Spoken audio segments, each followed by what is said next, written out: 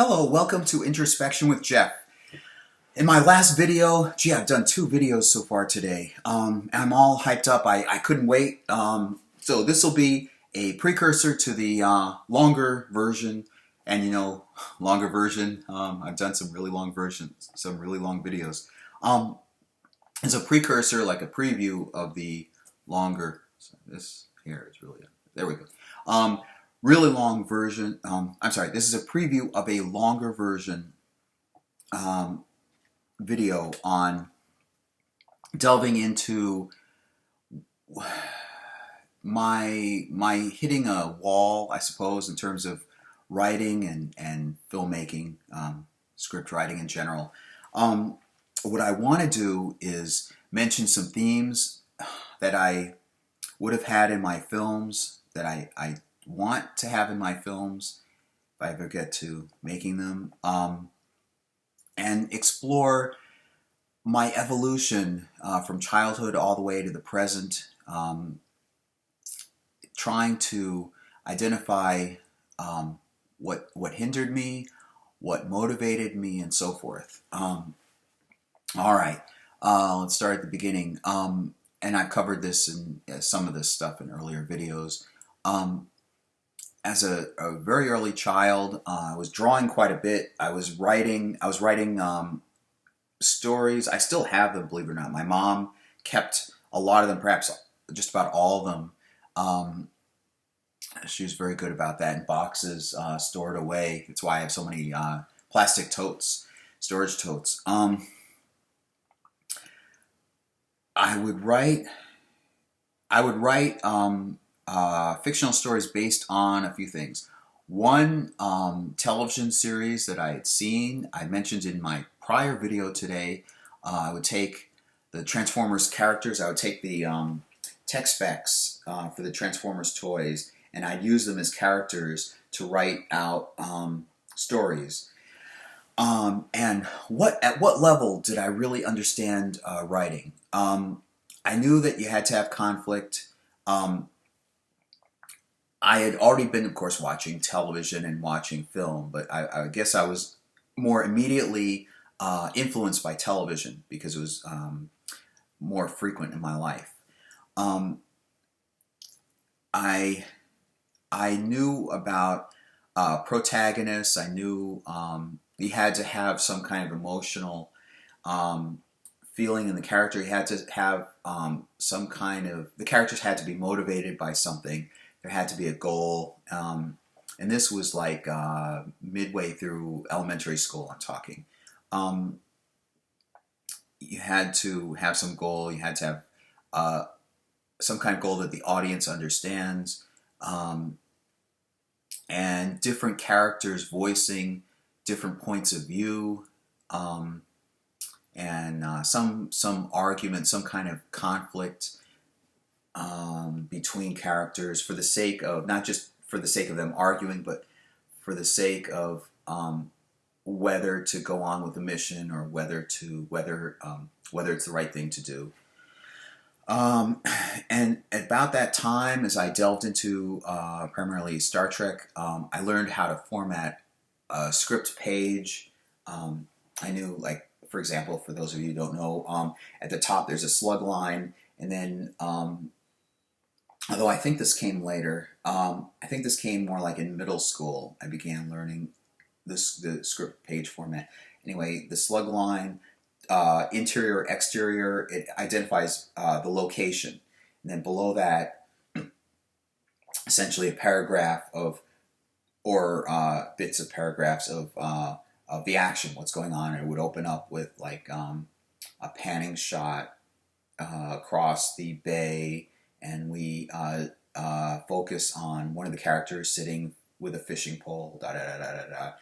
And then that takes up the width of the page. And then in the narrow column, you have a character's name. Then beneath that, you may have like quietly or quickly or with a dry sense of humor or whatever, some character cue, like that describes.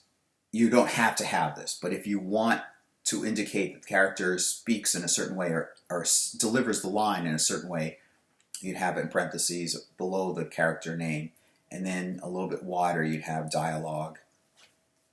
That's basically how a script page works. And then there are fine details. So I was becoming acquainted with that, I think, in elementary school. And did I have any conflict? Did I have any inhibition? No.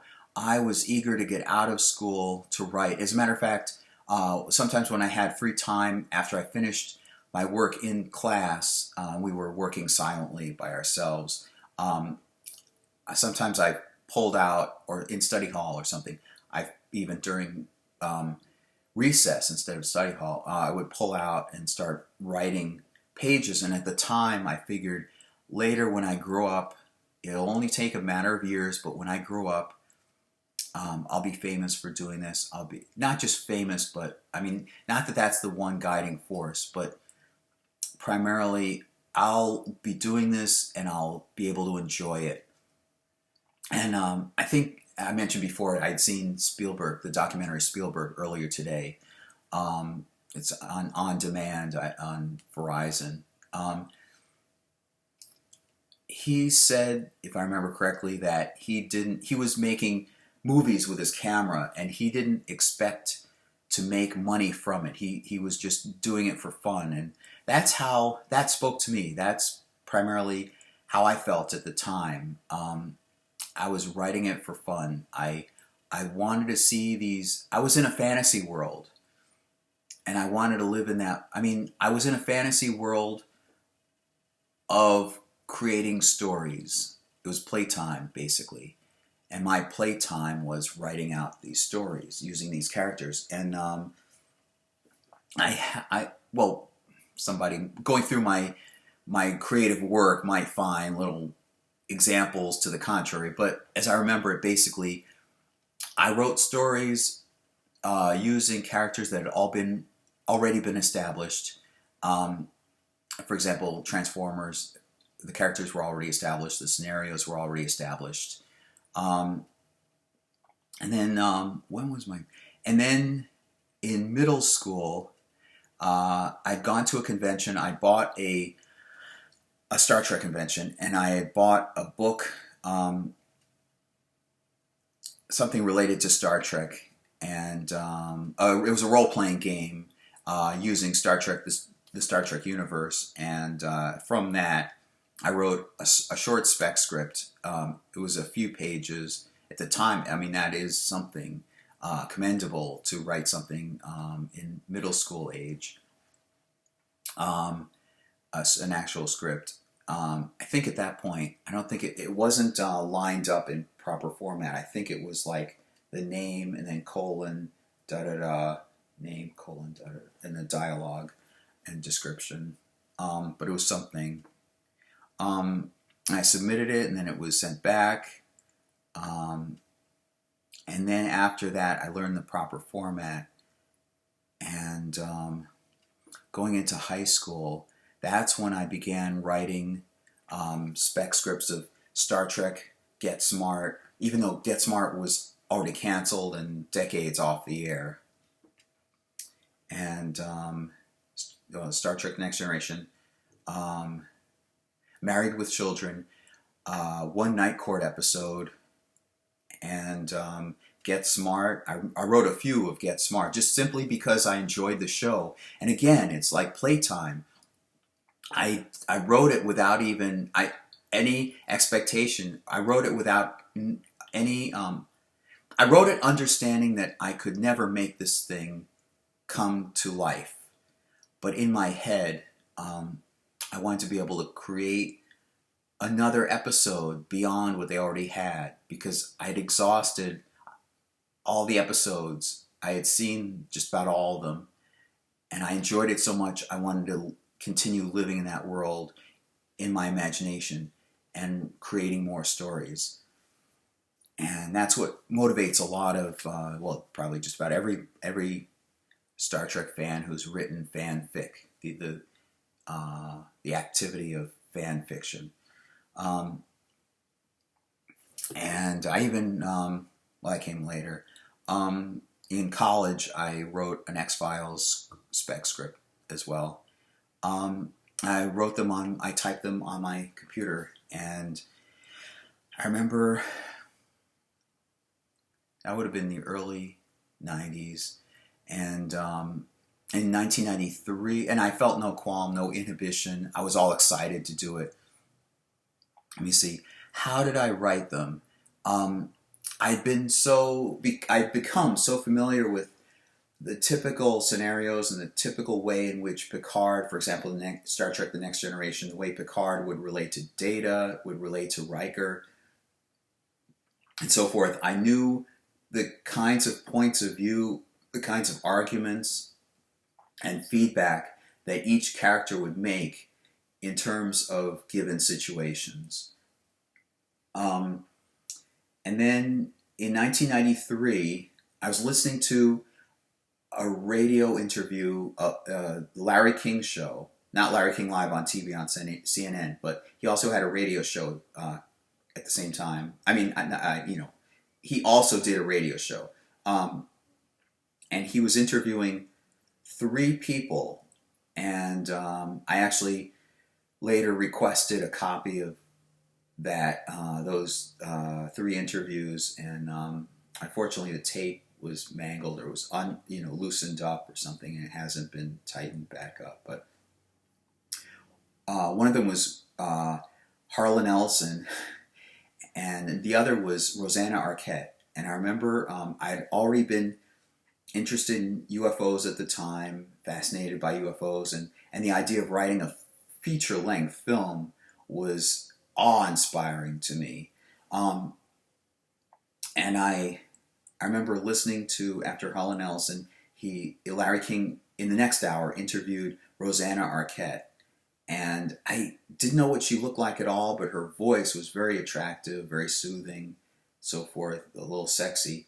And so I wrote, I want to say treatment. I wrote a storyline, and I started writing a story about someone coming across a mermaid and a romantic relationship developing. He's a scientist, and she's in a tank, and he doesn't.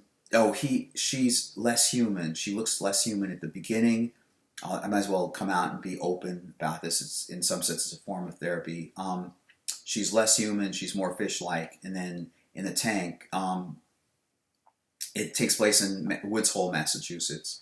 The Woods Hole facility, and I would do my research. I would do at least some portion of the research from. Again, there's no internet at the time. This is 1993, August something, 1993. So I believe it was August. I just had my World Book Encyclopedia set, and I had my mom to ask about some things, and that's about it. So that left me to simply write, and check later. So he develops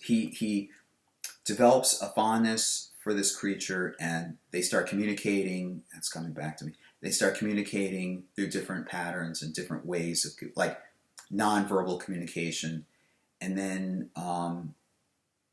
she starts seeming more human.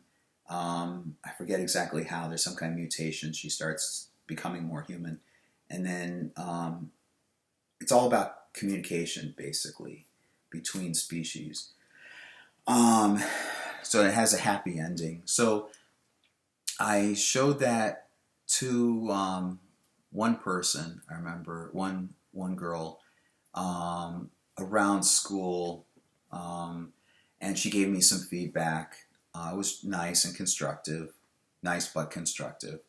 I probably still have that feedback too. And I was still enthusiastic about writing, and I saw it as a career. That was 1993, and then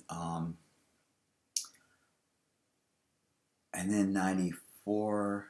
Let me see. That was graduation, and I was in a creative frame of mind. I mentioned Punky Brewster. I mean, the girl that I named Punky Brewster for the sake of these videos and keep her anonymity, hopefully.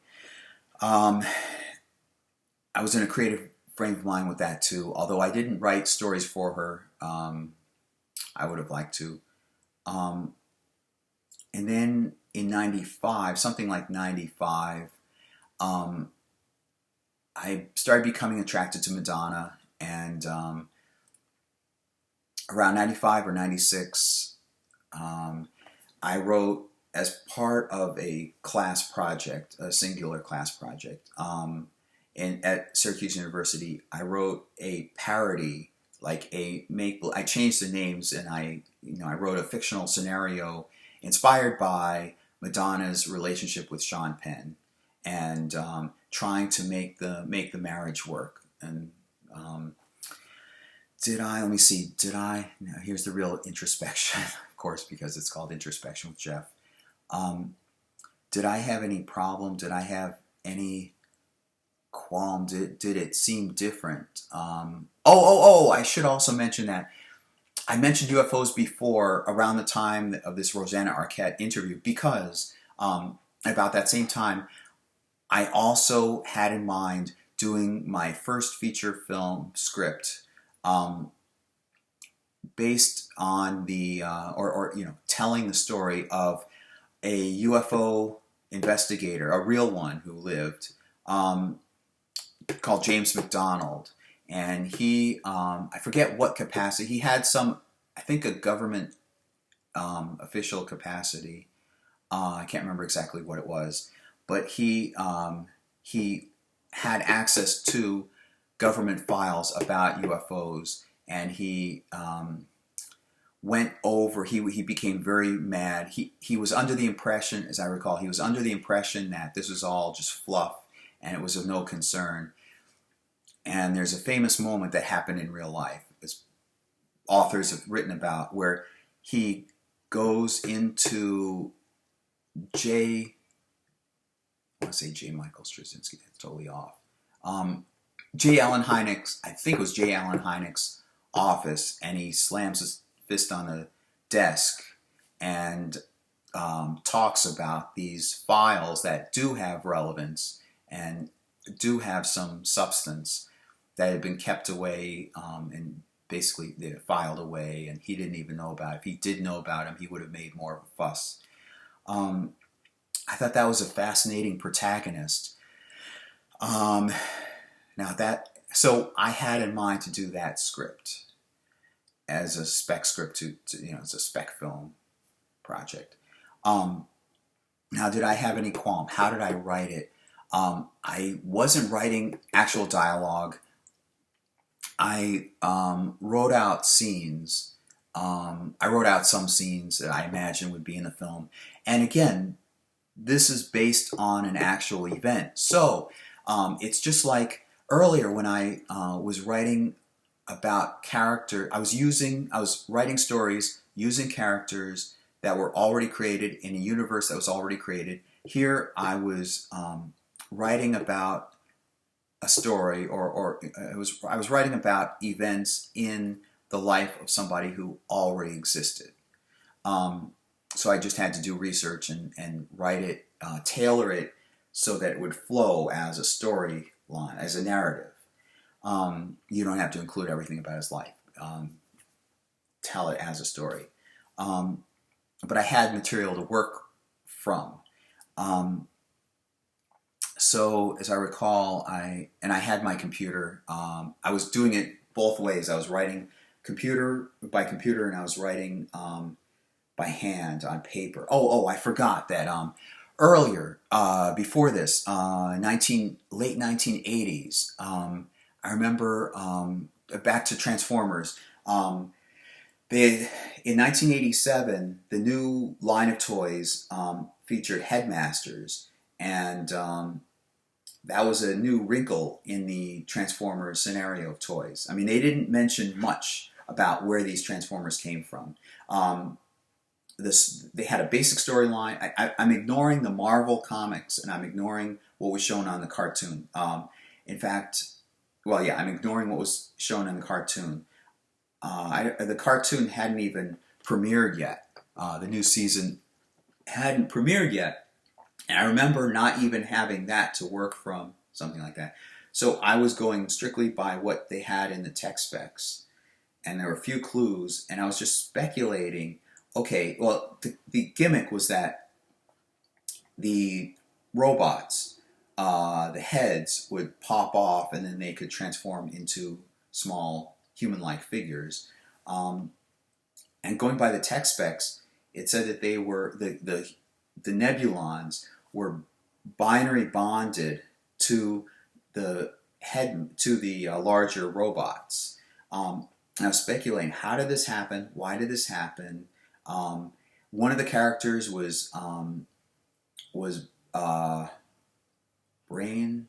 Actually, he was my favorite of the 4 Autobot headmasters. He was my favorite. Arcana and something like Brainstorm. I think it might have been Brainstorm. And it said that he developed the technology that enabled them to be headmasters. Little bits. And I wanted to write a whole novel. I wanted to write a whole...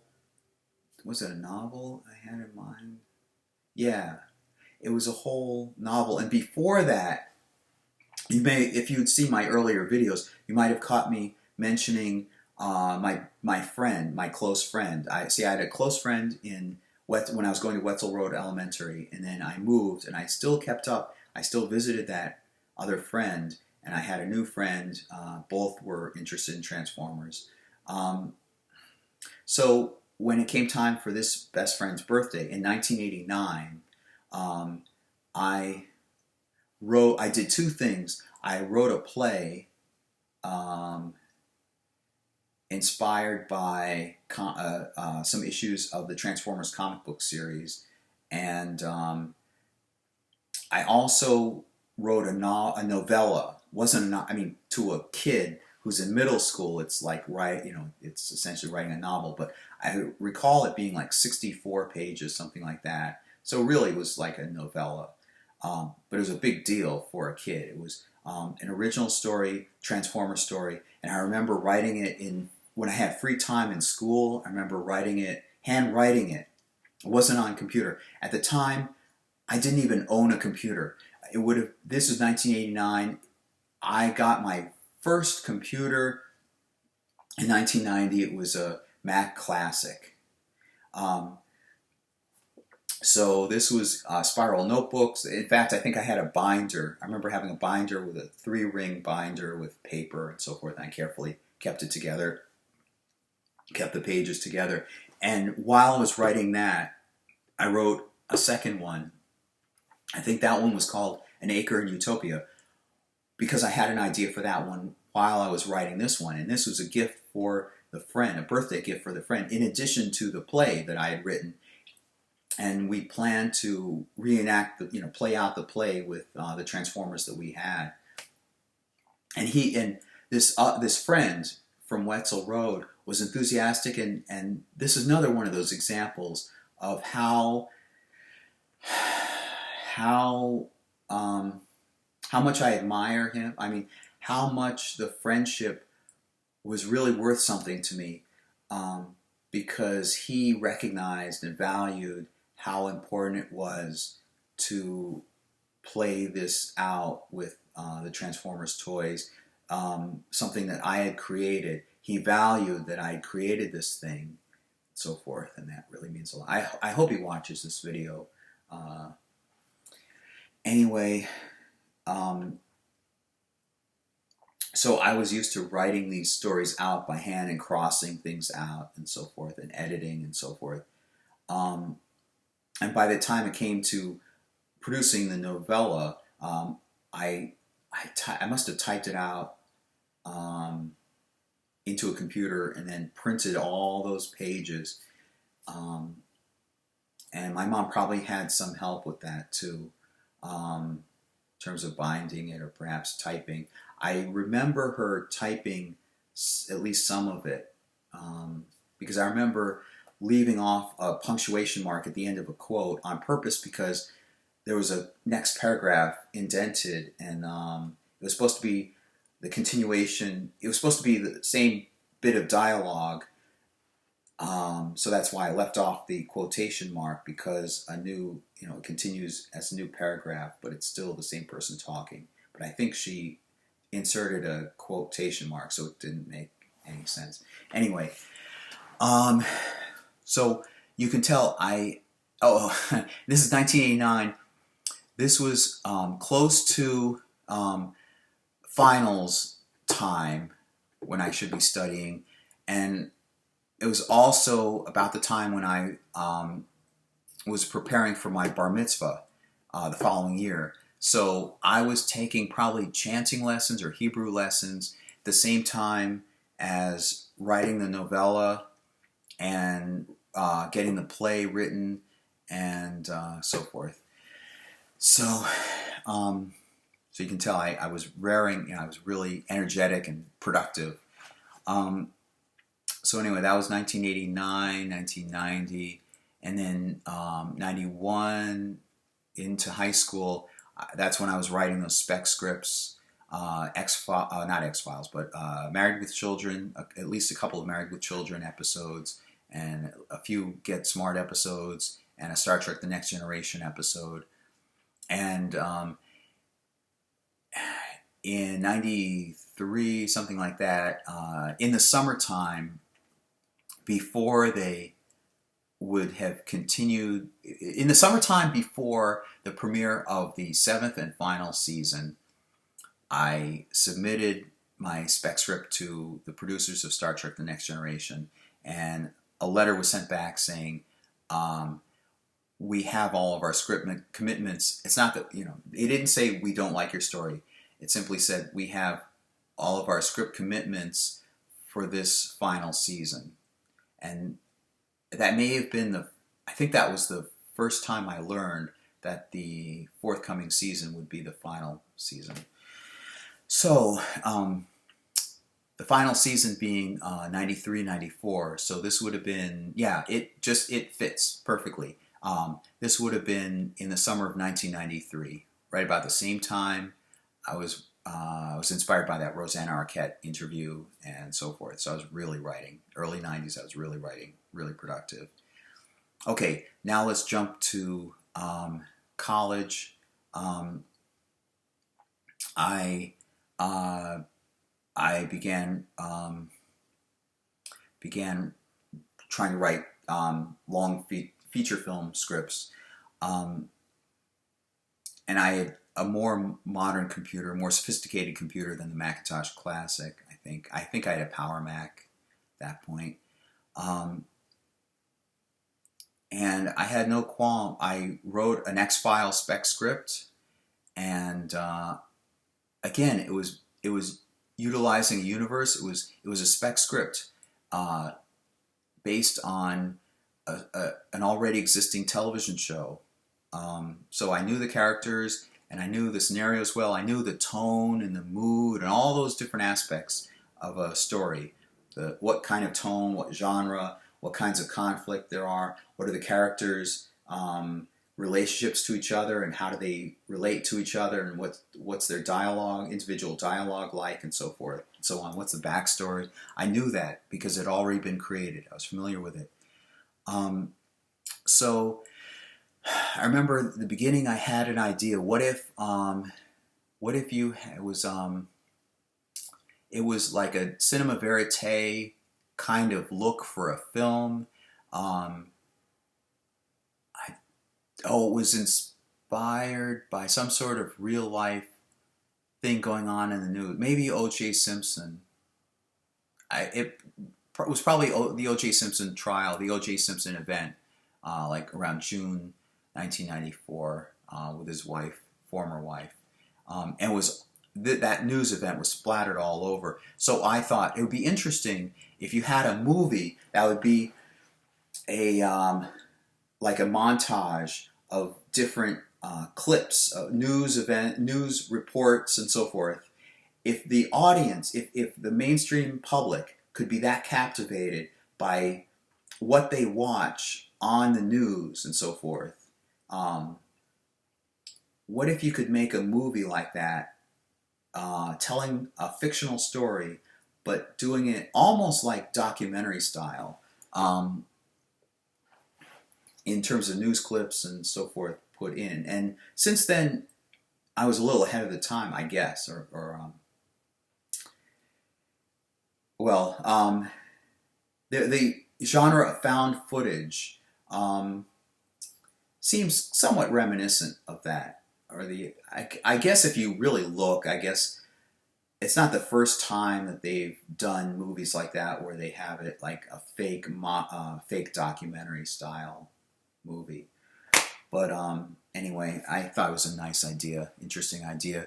I also still had in mind that mermaid and scientist concept. Aquanetta was her name, and I don't remember what the name of the film was. But I remember buying my first how to write a screenplay type of book. I was with my mom, I believe, and I was in the Syracuse University bookstore. It was the Orange bookstore or the Syracuse University bookstore. And it was a thin book. I still have it. I think I still have it. At least I could look it up what it is. And it was pretty helpful.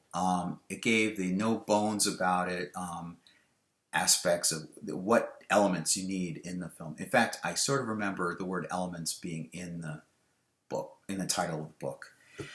And so I listed all the events that I thought should be in there, all the scenes that I thought should be in there, and I numbered them as a list. Like, I didn't characterize as conflict. In my mind, as I wrote it, I sort of thought of them as conflict. So I was that sophisticated that at that point where I knew that each numbered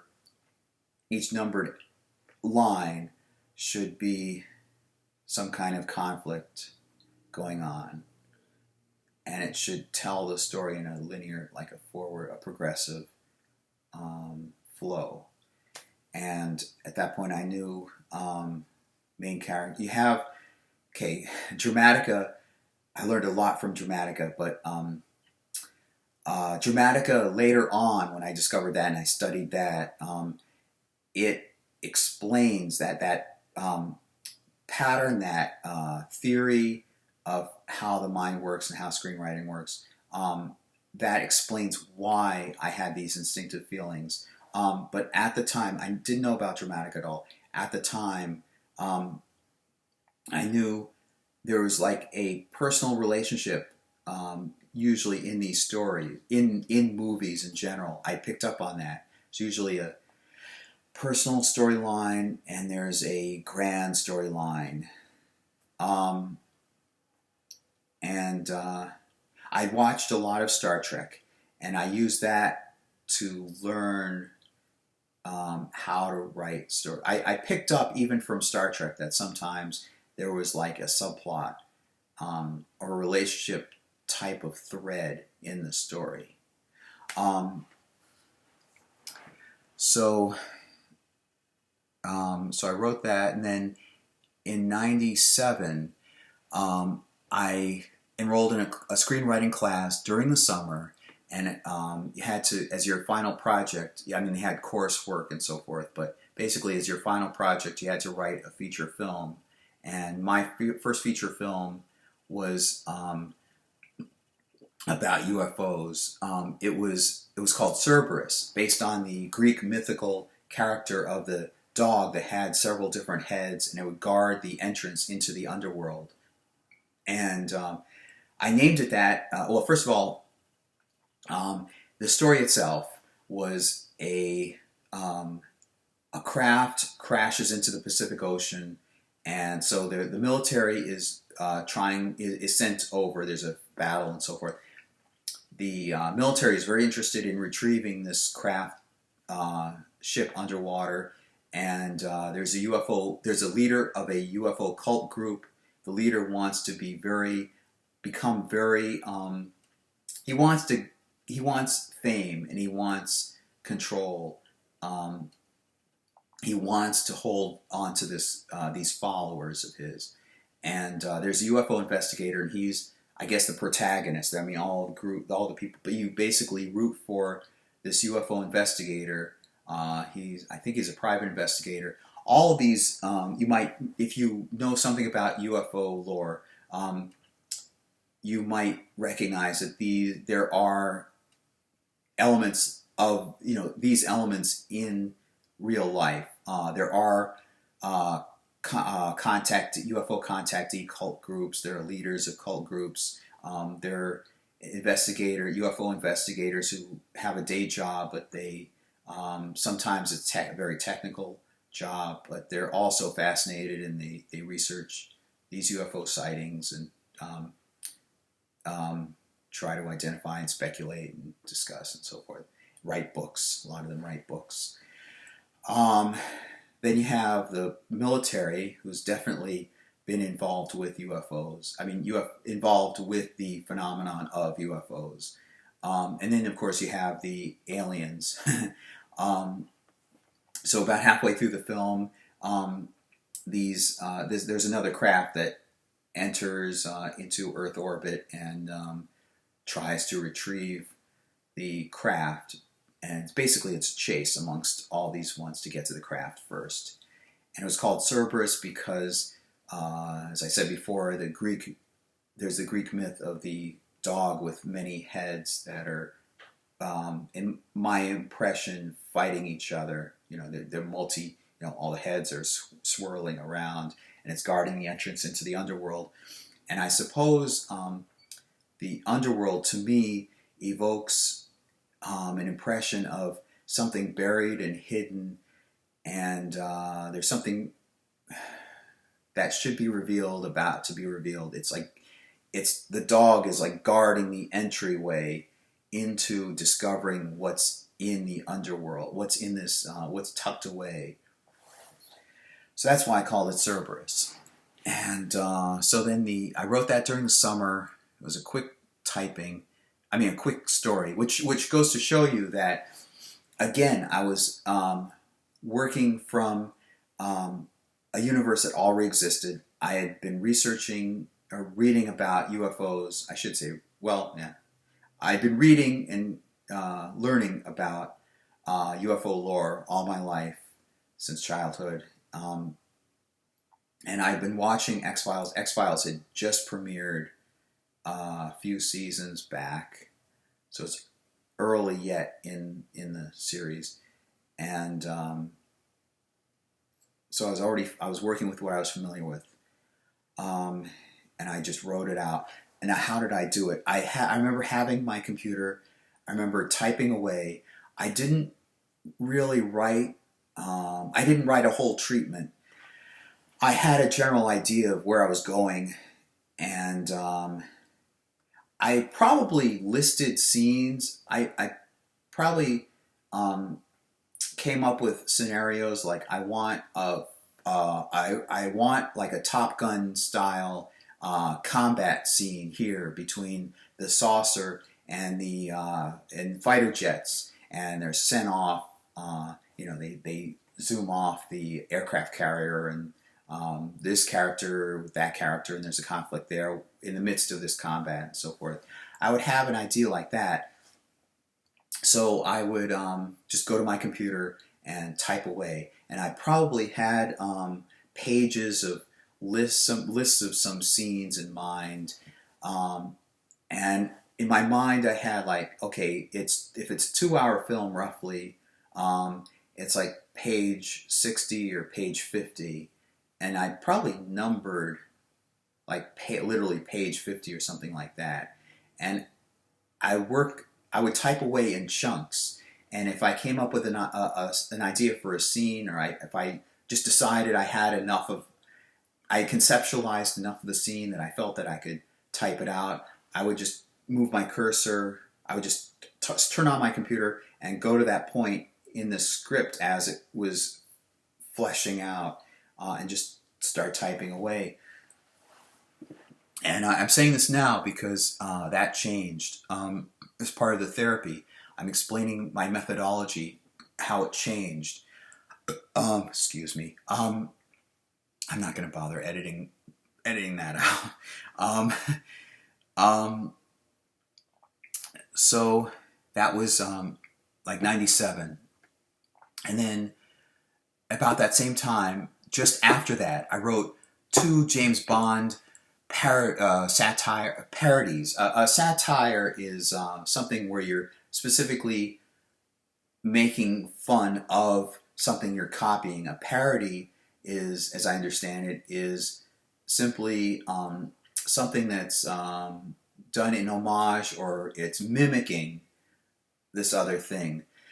So I wasn't doing a satire, I was doing a parody of James Bond movies, and I hadn't been familiar at all before with James Bond. I hadn't seen any of them, but I borrowed a few of them and I began to like them, and now of course I've seen all of them.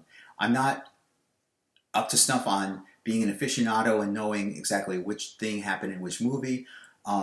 My mom got me basically the whole set, I mean bit by bit, but I left them behind in the move, but they were all the original Ian Fleming James Bond novels. There weren't that many. It was something like 18 or something, but I had all of them except Thrilling Cities, and that wasn't really a James Bond novel. That was basically his travelogue. He wrote a book called Thrilling Cities, and he talked about all the thrilling cities, I guess, all several thrilling cities.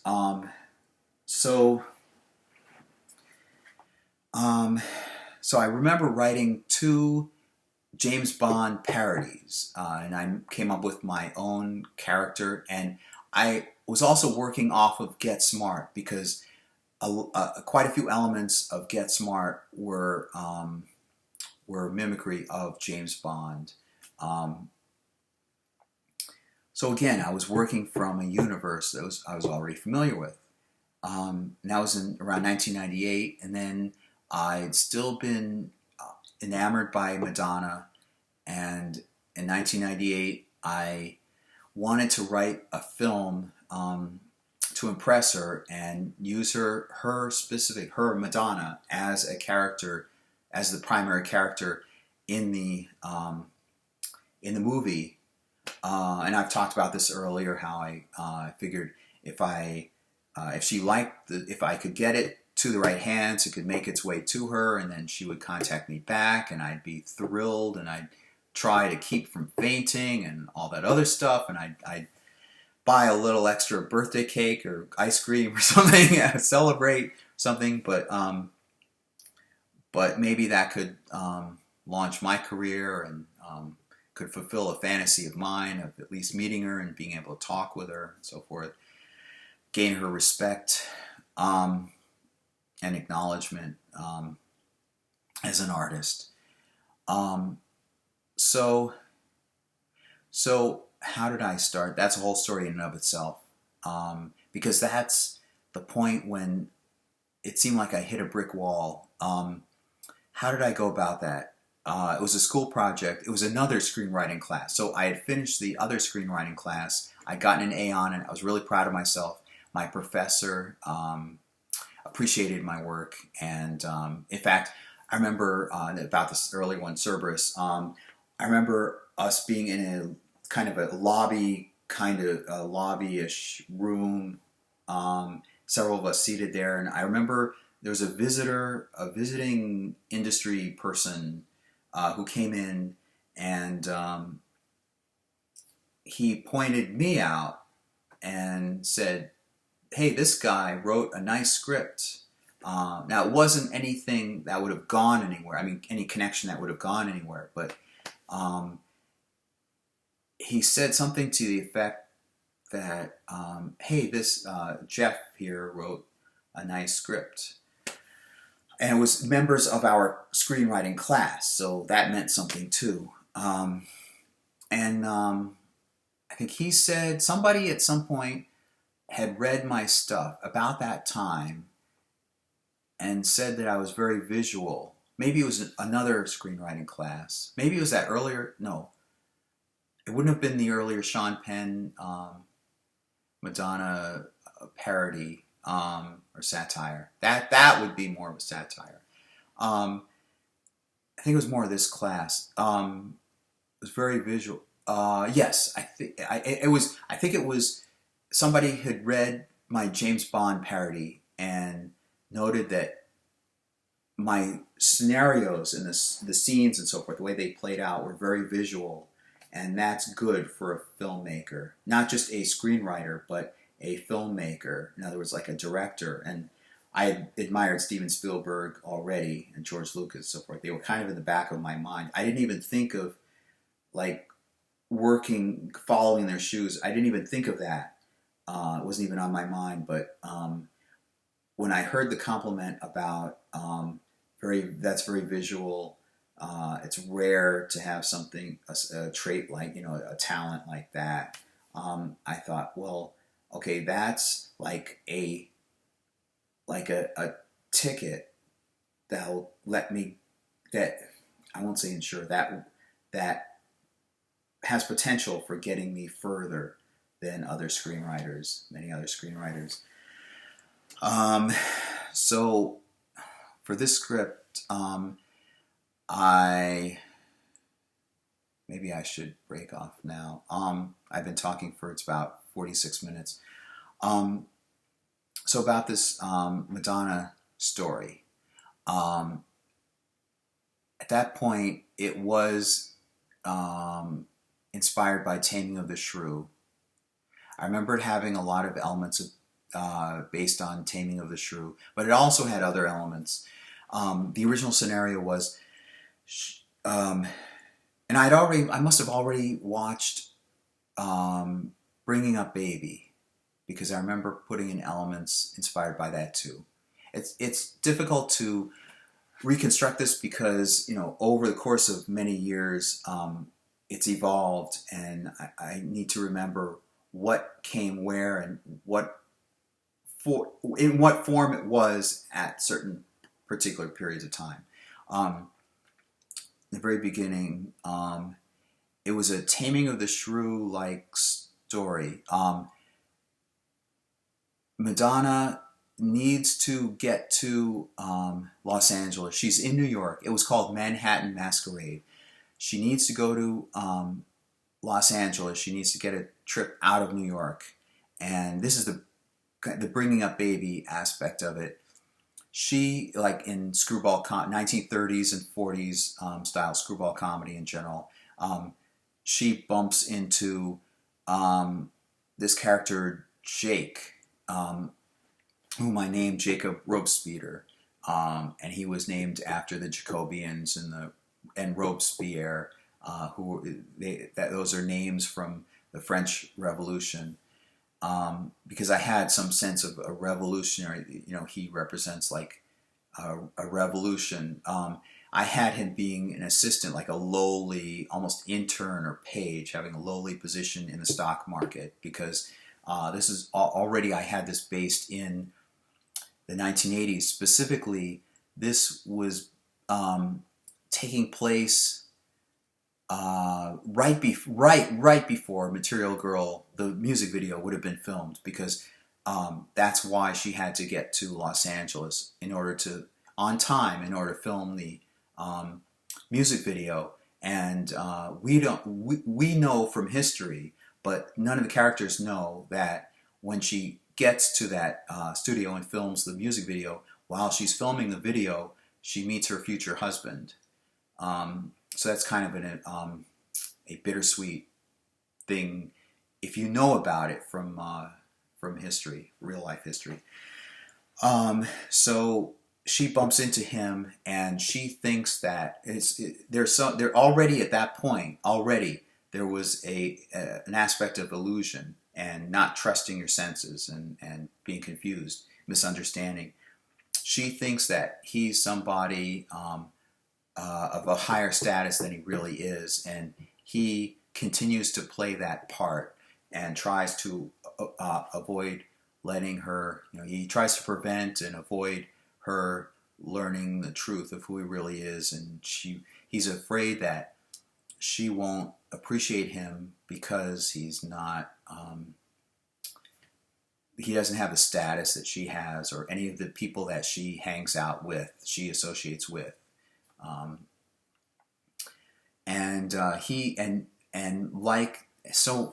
Like Taming of the Shrew, and like other Shakespearean comedies. I was writing it kind of in that style, where there were soliloquies and poetry and so forth. I thought that might match up with this being involved in the music industry. Um, he has a friend who's black skinned, and I thought in the early 1980s, when did she film? I think it was like 1985. I want to say 1985 Material Girl came out, something like that. So this would be 1985. I was thinking of Michael Jackson. I was thinking of The Underdog and how much Michael Jackson was. I know Prince was there too, but my memory, he being black in the music industry, in mainstream music industry, was sort of a novelty. And we go back to Taming of the Shrew. I don't remember exactly how I had it, but I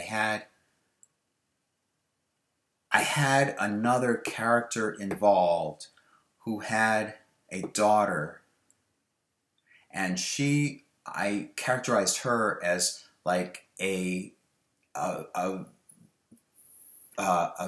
something like somebody like Vanna White. I mean, gorgeous, very gorgeous blonde hair and so forth. And so the friend of the main character, the friend of the main character. At that point, I recognized there would be one main character that you follow, and Madonna, even though you know where she's coming from and you can follow her as a character, you identify with Jake. So already at that point, I knew that there was a main character. And in Cerberus, I knew enough to that you would follow the UFO investigator as the main character, even though there are other characters who were also going, who also had motivations and so forth. I knew that. So his friend was attracted to the blonde, gorgeous gal, but there's kind of a racial component where, like an interracial component to it, and again, like class system. Jake and Madonna. Jake doesn't want Madonna to know that he's not of the same economic social class that of the people that she hangs around with. So this friend, I hope I'm not offending people, but it is an element in the story, a thematic element in the story that since he's black skinned, that she may not find, not that she may not find him attractive, but like there's that aspect of like interracial couple, like that this socially wouldn't be able to work, or socially wouldn't be acceptable. More like socially wouldn't be acceptable, and it's all in his head. It's some aspect all in his head. So I did it as a comedy. I mean, I wrote it as a comedy, a Shakespearean comedy, and so I sent it into CAA, and they sent it back, and they said, we're not interested in this at this time. And so I went back to watching films over and over and over and trying to understand the structure of it. Now, how did I write it? This is when I had a lot of ideas in my head as to what to. Obviously, I produced the script, so it was finished. It was a finished script. A lot of ideas in my head. These characters, and already you can tell that I had themes in mind, and they had a certain purpose. And I had an impression. I envisioned what genre and what style of movie it should be, and so forth and so on. But how did I write it? I was typing at my computer. I mean, I would type this is the era when I was typing these on my computer by hand, obviously. But I mean, I didn't have sophisticated software, screenwriting software, so it was like word perfect. I was just typing and making sure that the indentations were all lined up and everything. I mean, like literally by hand. I was counting off using a space bar or by the ruler. I was making sure that the dialogue lined up and everything. It was tedious, somewhat tedious. I had these. It was like notes. So anyway, it was like notes of what I wanted for theme and what I wanted for costuming and so forth. And I literally wrote that into the script as it was typing it. As I would describe the character, I would describe the character, and I would so forth. And as I came up with ideas, I would go back to the script, and I would go zoom, scroll up or down or whatever, scroll up or down, and find that spot to insert this new idea in, and so forth.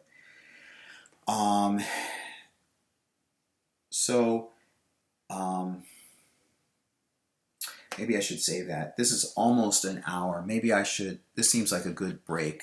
Maybe I should break and continue in part 2. Talk to you soon. Bye.